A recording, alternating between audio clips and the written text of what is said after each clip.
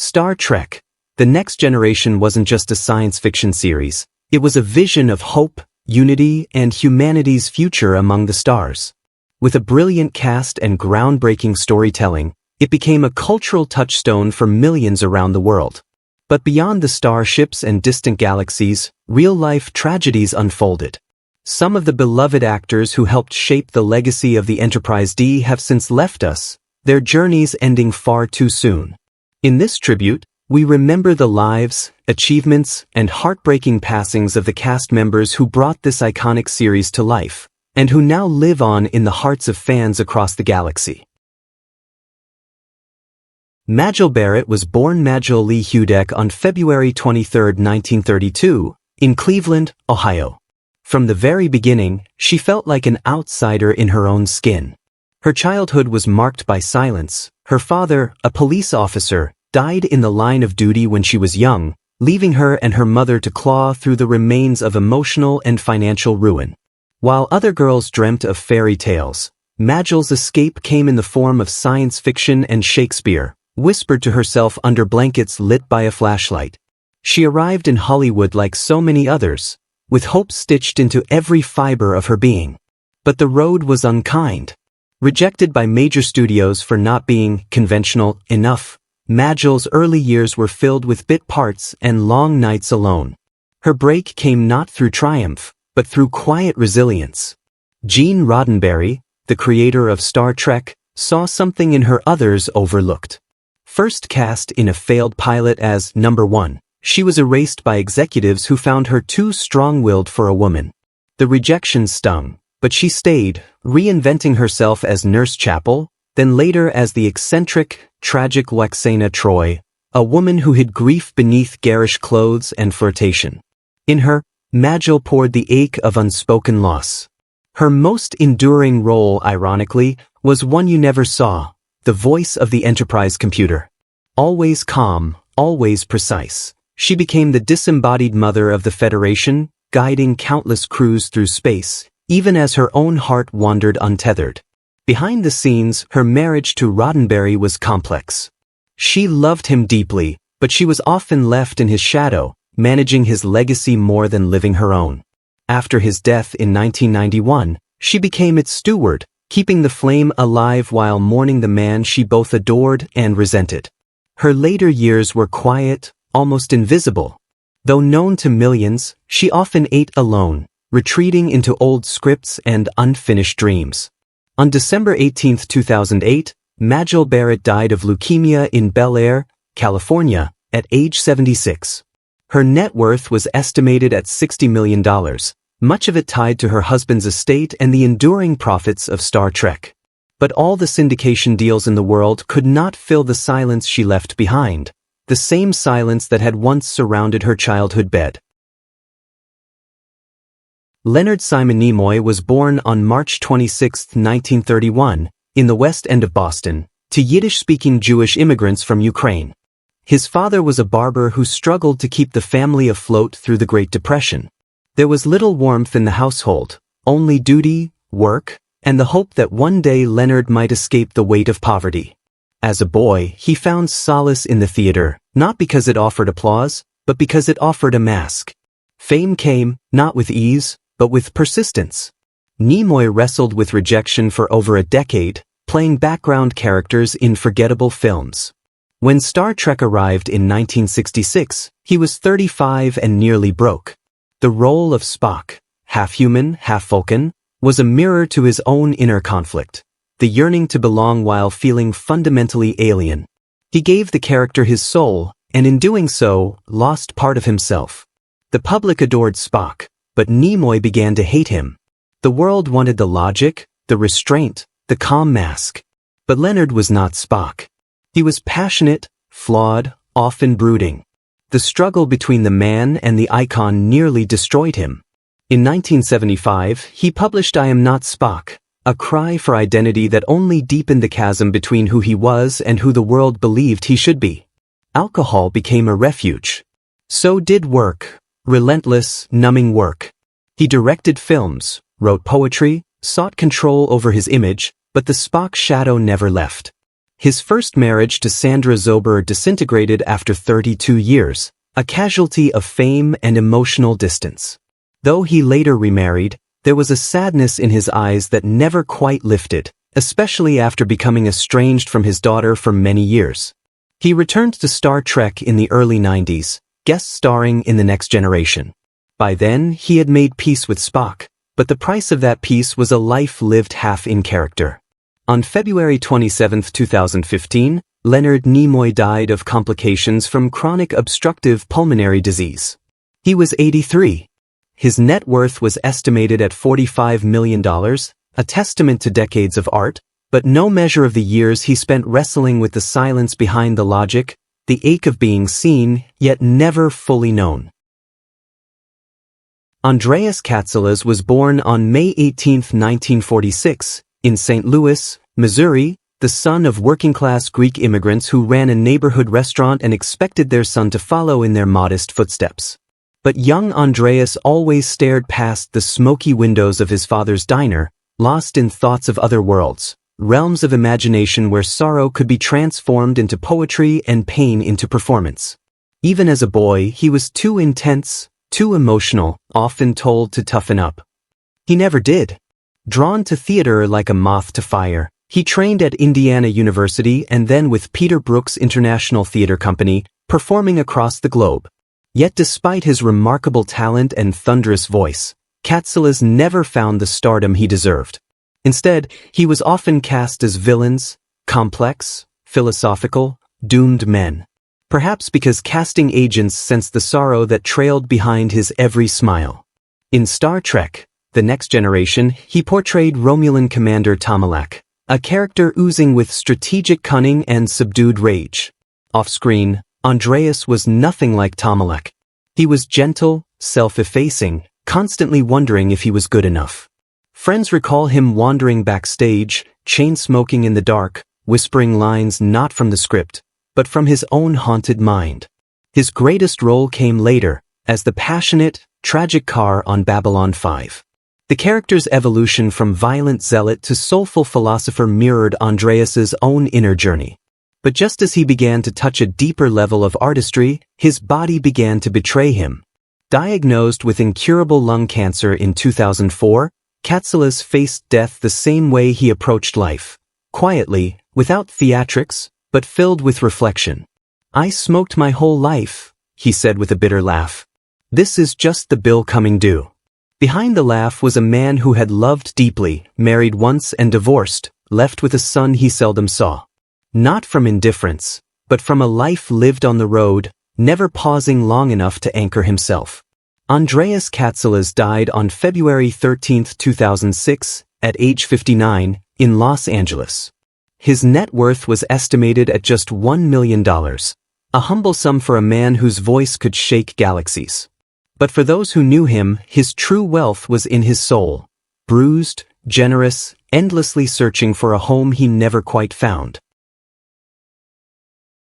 Ricardo Gonzalo Pedro Montalban y Marino was born on November 25, 1920, in Mexico City, into a world of quiet hardship. His family owned little, but carried themselves with dignity, a trait Ricardo adopted early. At age 13, he was sent to Los Angeles, where he was met not with opportunity, but with prejudice.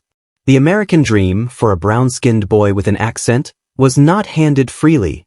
It had to be earned through patience and silent endurance. He started in bit parts during Hollywood's golden age, where he was exoticized, romanticized, but never truly embraced. Cast often as the Latin lover, or villain, Montalban felt caged in stereotypes. He smiled on screen, his voice silk and fire, but inside he mourned what could never be his, respect without compromise. He longed for serious roles, for Shakespeare, but was instead told to look the part and say little. When Star Trek offered him the role of Khan Noonien Singh in 1967, and again in the 1982 film The Wrath of Khan, it seemed a breakthrough. Khan was regal, intelligent, tormented. In Khan, Montalban poured his own fury, his resentment, and his passion for justice. But even that success carried shadows. His performance was so powerful it trapped him once again in a single, unforgettable image, the elegant, wrathful outsider. By the 1990s, he reprised the role briefly in flashbacks tied to The Next Generation, a reminder of the icon he had become, but also the man he could never leave behind. Off-screen, tragedy followed him. A spinal injury in 1951 during a film stunt left him in chronic pain for the rest of his life. For decades, he acted standing only with braces or sitting, his agony masked by poise. He rarely spoke of it, only allowing glimpses in interviews. "The pain is my companion, but I do not let it define me." Yet, privately, it robbed him of sleep, of movement, of freedom. His marriage to Georgiana Young lasted over 60 years, a rare feat in Hollywood. But even that love was tinged with sadness. She died in 2007, just 2 years before him. After her passing, he became quieter, lonelier. The elegance remained, but the warmth behind his eyes began to fade. On January 14, 2009, Ricardo Montalban died at his home in Los Angeles at the age of 88. The cause was complications from old age and his long-suffered spinal injury. His net worth was estimated at $10 million, a reflection of decades of work, but not of the pain, dignity, and longing he carried like a hidden wound.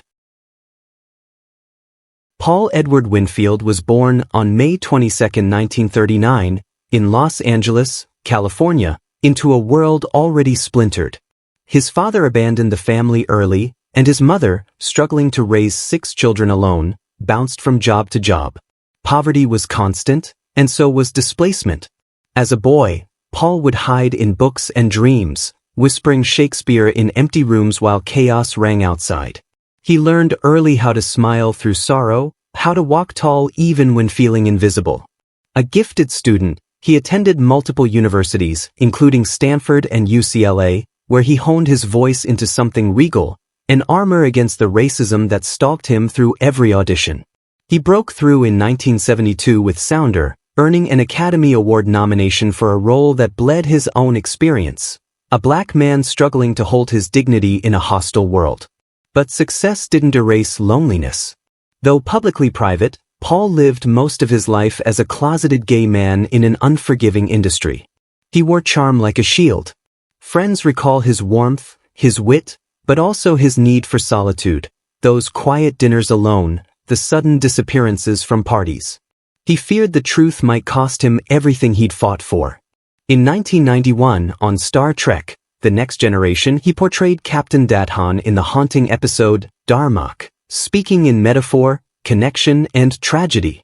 Though masked in alien makeup, Winfield gave the character aching humanity, 2 souls separated by language but united in loss. It was in many ways a mirror of his own life, a man reaching across silence for understanding. Privately, he endured heartbreak. His partner of over 30 years, architect Charles Gillen Jr., died in 2002, and Paul was never quite the same. The grief settled over him like a second skin. He withdrew from acting, and his health declined rapidly.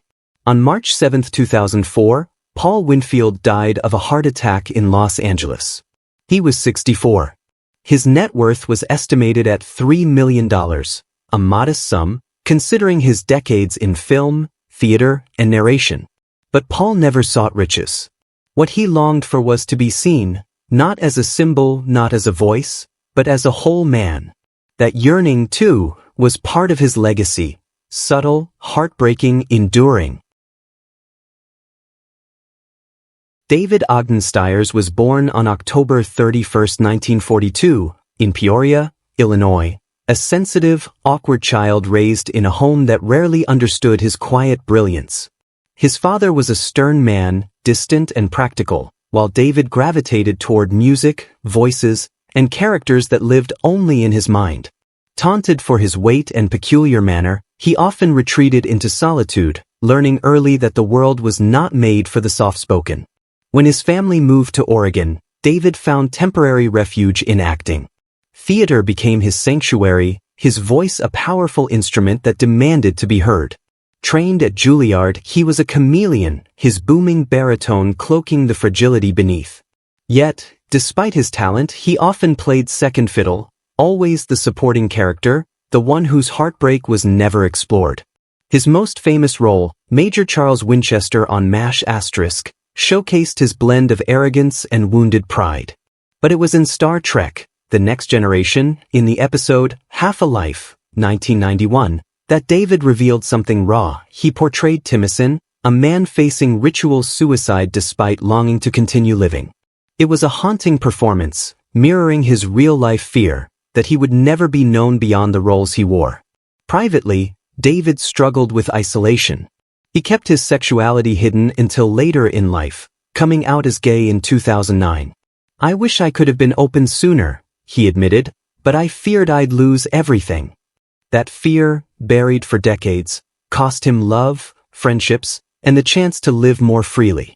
His life was filled with symphonies. He was a conductor and composer, but the notes he kept inside were often the loneliest. He never married, never had children, and though beloved by colleagues, he often walked alone.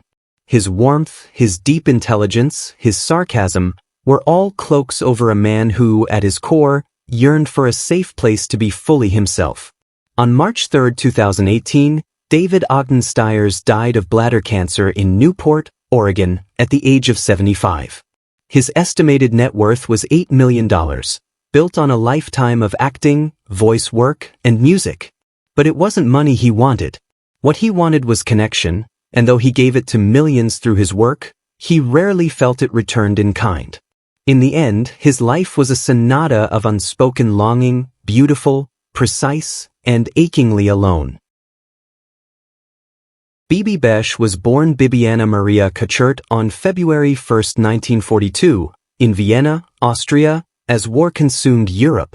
Her mother, an actress, fled with young Bibi to America, leaving behind the remnants of an aristocratic past shattered by conflict.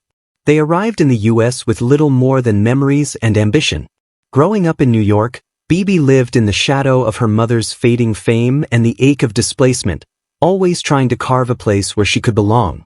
She learned early that beauty could open doors, but it was intelligence and perseverance that kept them open.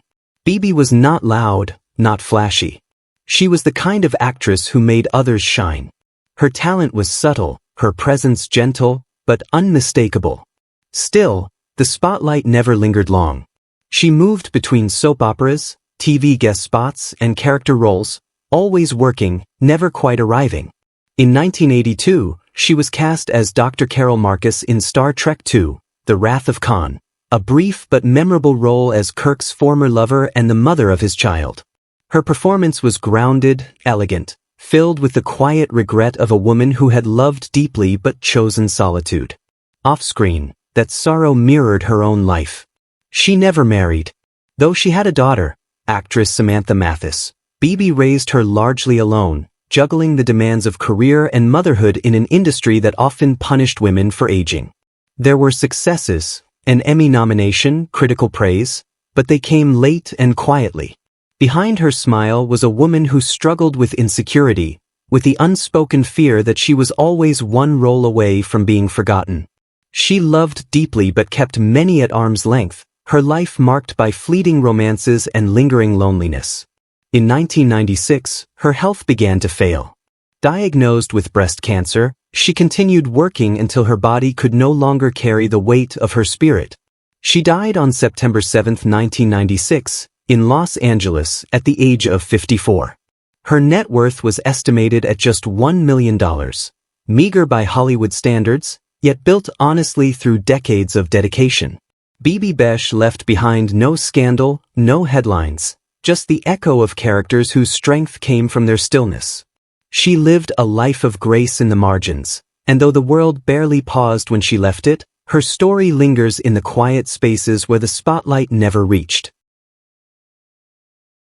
Anthony Jared Zerbe was born on May 20, 1936, in Long Beach, California, into a modest household where discipline spoke louder than affection. His father worked for the telephone company, his mother tried to keep the peace, but young Anthony was restless, drawn to words, to intensity, to everything that stirred beneath the surface of silence. As a child, he often felt like he was watching life from the outside, never quite part of the warmth others seemed to have. He came into acting not through glamour, but through need. The need to become someone else, to wear another face, to escape the void inside. Trained at the Stella Adler studio in New York, he carved a niche for himself playing cold men, calculating bureaucrats, villainous commanders, men with hidden motives. His eyes always seemed to hint at something broken behind the steel. In Star Trek, Insurrection, 1998, he portrayed Admiral Doherty, a high-ranking officer complicit in moral compromise. Zerbe gave the character a chilling restraint, authority without conscience. Off-screen, that same restraint defined him. He was private to the point of isolation, rarely revealing the weight he carried. The depression, the doubt, the endless questioning of his own worth. Fame was never his goal, control was. Though his career stretched across decades, the Omega Man, the Matrix Reloaded, Papillon, he never became a household name. Always circling the spotlight, never stepping fully into it. Friends described him as intense, brilliant, but often lost in his own world. He married Arnett Jens and had 2 children, but he spent long stretches on location, drifting from one role to another, often unreachable even to those who loved him. Behind his stoic presence was a man tormented by the fear that he was forgettable. As the years passed, roles grew fewer. He took to poetry readings, local theater, small lectures, still searching for an audience that truly saw him. Anthony Zerbe died in 2023 at the age of 87, after years of declining health that he never spoke of publicly. He passed quietly as he lived. His net worth was estimated at $3 million, not the mark of failure, but of a long, steady burn rather than a bright flame. Zerbe left behind a body of work defined by intelligence, menace, and mystery, but his greatest role may have been the one he kept hidden, the man who longed to be known not for the mask, but for the silence beneath it. Richard Hurd was born on September 26, 1932, in Boston, Massachusetts. His childhood was marred by illness. He battled osteomyelitis at a young age, a painful bone infection that nearly killed him. Weeks in the hospital turned into months. While other boys played ball, Richard stared at the ceiling, daydreaming of heroes and escape. He learned then that pain could be endured if you gave it meaning. His father left when he was still a boy. His mother, a factory worker, raised him alone with tired hands and quiet strength. They had little, but she taught him dignity. Acting didn't come until later. He first tried painting, then radio, but it was the stage that offered the release he'd been aching for, a place where his stillness became power. Hurd's face became a familiar one, granite-jawed, cool, authoritative. He was cast in dozens of roles where he played military men, judges, and executives. In Star Trek, Voyager, and The Next Generation, he embodied Admiral Owen Paris, a stern leader, but with flickers of compassion. Yet off-screen, Richard was far more tender, far more uncertain. He struggled with feeling typecast, often wondering if anyone saw beyond the strong man image he projected. His personal life, too, was marked by longing. He married 4 times, each union revealing more of his need to be understood than his ability to stay. His final marriage to actress Patricia Crowder brought him stability, but not without effort. He had children, but his demanding work schedule often pulled him away when they needed him most, a fact he admitted with quiet regret in later interviews. In his final years, Richard turned to writing poetry and reflecting on faith. He gave talks about aging in Hollywood, about invisible pain, and about the strange loneliness of being remembered for faces he no longer recognized in the mirror. He feared being forgotten not by fans, but by those he had once loved and let slip away. On May 26, 2020, Richard Hurd died of cancer at the age of 87. His net worth was estimated at $1.5 million. Not a fortune, but a testament to a life of quiet, consistent work. He left behind not just a string of commanding roles, but the deeper, more tragic truth of a man who spent his life speaking lines written by others, while his own voice, soft and searching, was often left unheard. David Edwin Birney was born on April 23, 1939, in Washington, D.C., but raised in Cleveland, Ohio, a city as gray and reserved as the man he would become. His father worked for the FBI. His mother was a housewife with a passion for literature. They raised him with rules, with discipline, but little emotional warmth. From an early age, David lived between the lines, internalizing everything he felt, channeling it into books, into performance, into silence. He excelled at Yale and UCLA, where he sharpened his intellect and voice into tools of survival. Classical theater became his first love, and he carried Shakespeare in his bones. But Hollywood had other plans. Handsome, poised, and articulate, he was quickly cast as a romantic lead. In 1972, Bridget Loves Bernie made him a household name, and it was on that show he met and later married Meredith Baxter. To the public, they were a golden couple. Behind closed doors, they were two people slowly breaking under the weight of expectations and emotional distance. Though he worked steadily in TV and stage, Bernie's star quietly dimmed over time.